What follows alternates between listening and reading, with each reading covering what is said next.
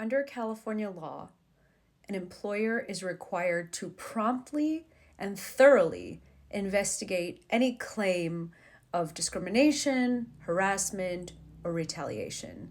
This is an affirmative duty that is spelled out by California's Fair Employment and Housing Act. The law requires that an employer take all reasonable steps to prevent harassment, discrimination, and retaliation. So an investigation is necessary regardless of whether a complainant or someone who's raised that complaint is willing to participate in the investigation or not. In 2017, the Department of Fair Employment and Housing, which is now called the CRD, the California Civil Rights Department, issued a guideline for how these investigations should take place. The guide provides some best practices. For example, the investigation should be impartial.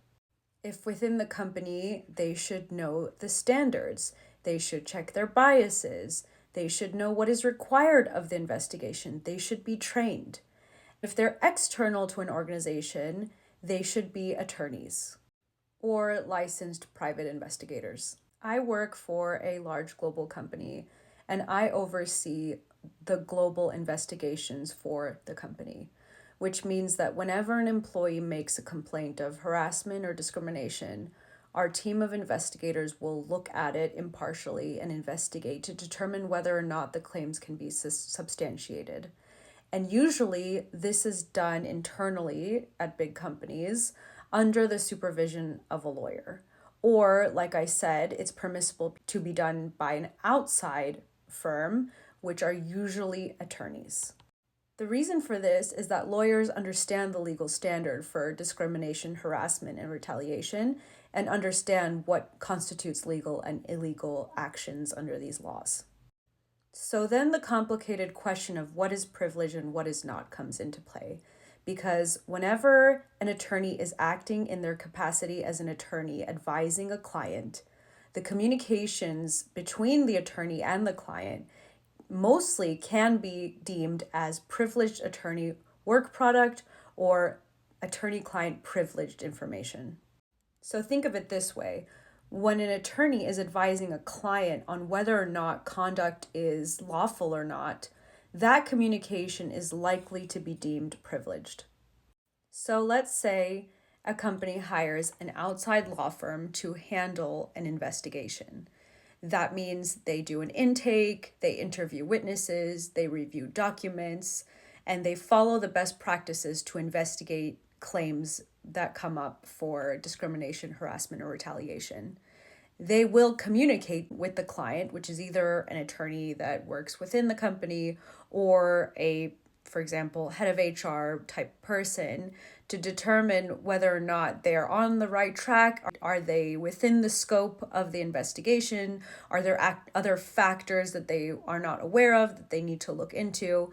Even though they are acting as a neutral third-party investigator applying the legal standards, there is still a attorney-client privileged relationship between the investigator and the client.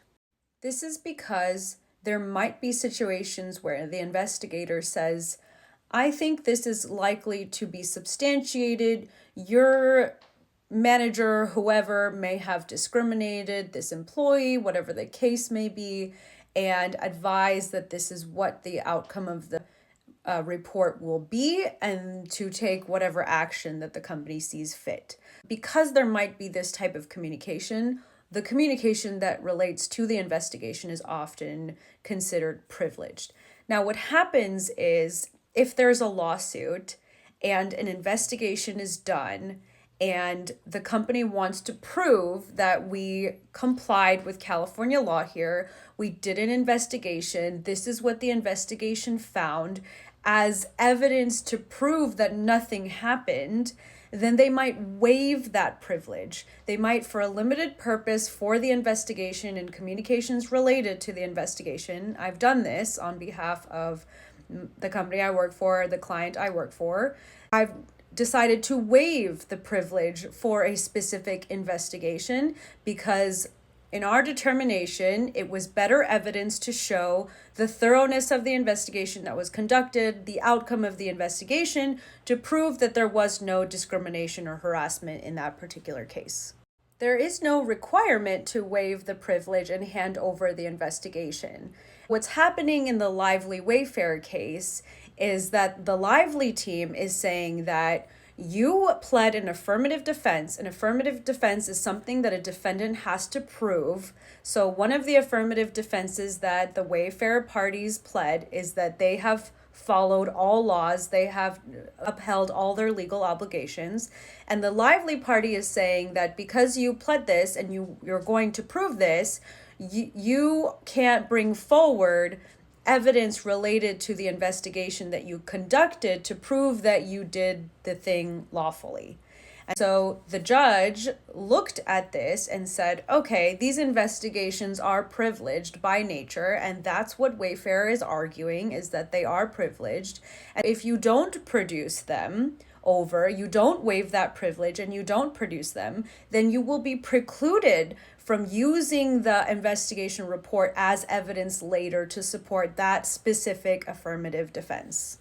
So the judge doesn't go so far to say that those documents, that investigation, that report, or the emails related to that investigation are precluded for the entire trial or for other purposes. He says for that specific affirmative defense, the affirmative defense in which you, Wayfarer parties, are going to prove that you have upheld all of your legal obligations, you will not be able to use that for the purpose of proving that affirmative defense only.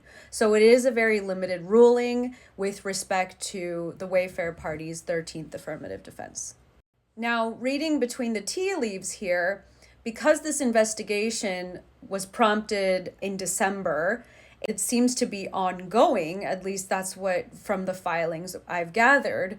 It makes sense why the Wayfarer parties are not going to hand over emails and documents from their third-party investigator if that's still an ongoing investigation. In fact, they might not have the report yet. They might not have the findings of that investigation yet. And so there may not be anything for them to affirmatively waive their privilege on. In any case, they can later decide, okay, we are going to waive the privilege and hand over the documents to the Lively parties, and then they would be subject to being able to use it later towards their defense. But right now, it seems like perhaps the investigation is not complete, and so they're not willing to waive their privilege. Attorney-client privilege is a very complicated question. It comes up a lot in my work.